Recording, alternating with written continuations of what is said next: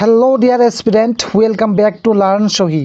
In this video you are going to learn most important multiple choice question on Indian polity, and these questions are very important for Assam competitive exam.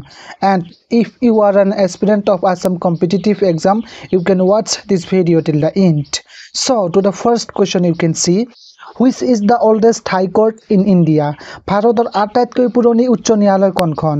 Option A আছে কলকাতা হাই court, B আছে বম্বে হাই court, সি আছে এলাহাবাদ হাই court, and D আছে মাদ্রাজ হাই court.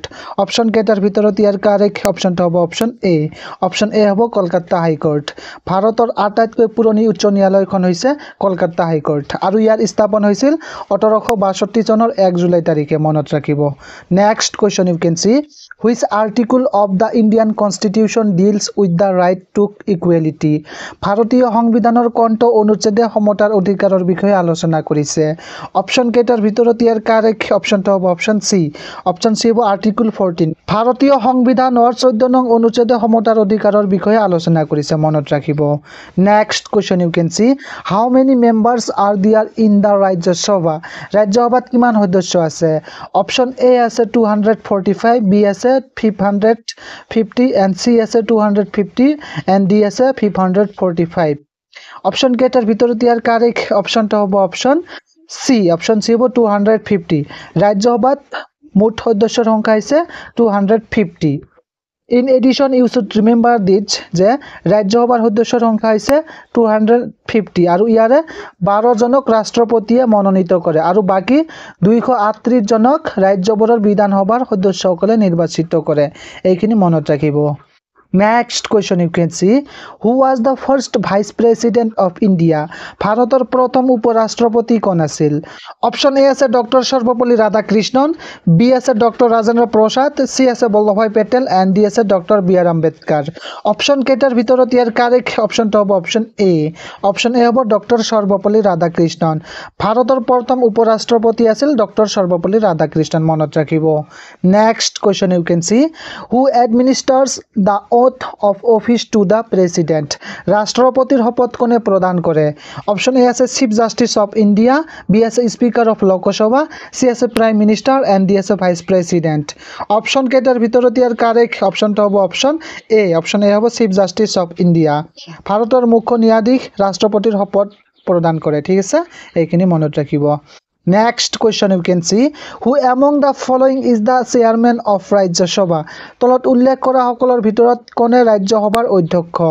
Option A আছে president, B আছে vice president, C আছে prime minister, and D আছে speaker of Lok Sabha. Option কেইটাৰ ভিতৰত ইয়াৰ কাৰেক্ট অপশনটো হ'ব অপশন বি। অপশন বি হ'ব ভাইচ প্ৰেচিডেণ্ট, অৰ্থাৎ উপ ৰাষ্ট্ৰপতি। তলত উল্লেখ কৰা সকলৰ ভিতৰত ৰাজ্যসভাৰ অধ্যক্ষ হৈছে উপ ৰাষ্ট্ৰপতি, এইটো মনত ৰাখিব। Next question you can see, the process of constitutional amendment in India is taken from? ভাৰতত সাংবিধানিক সংশোধনৰ প্ৰক্ৰিয়াটো লোৱা হৈছে। অপশন এ আছে আমেৰিকা, বি আছে জাপান, চি আছে চাউথ আফ্ৰিকা, ডি আছে কানাডা।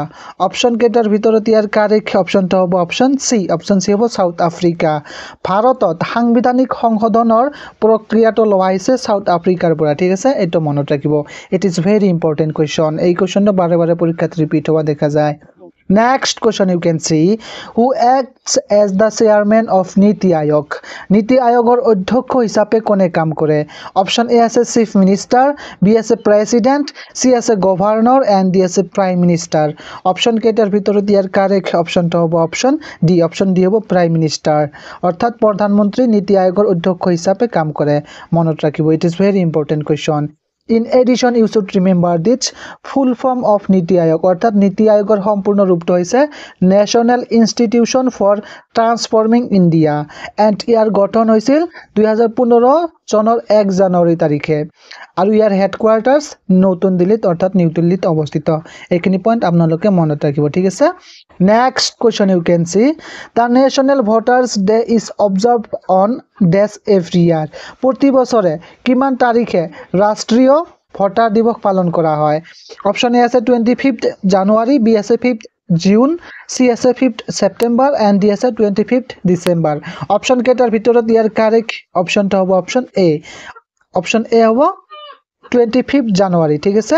প্রতি বছরে 25 জানুয়ারি তারিখে রাষ্ট্রীয় ভোটার দিবস পালন করা হয় এইখিনি মনত রাখিব In addition, you should remember this National Voters Day 2024 themes is nothing like voting. I vote for sure.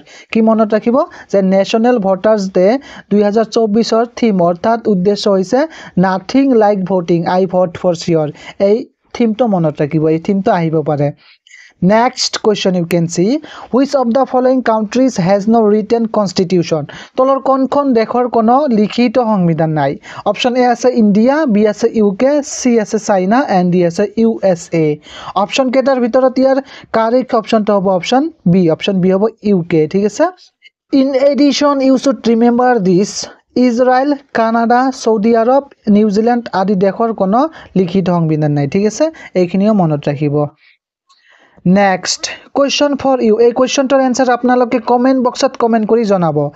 In which state the president's rule was first imposed in India? Bharatot kon rajyot porthome rashtropatir শাসন দিয়া হৈছিল?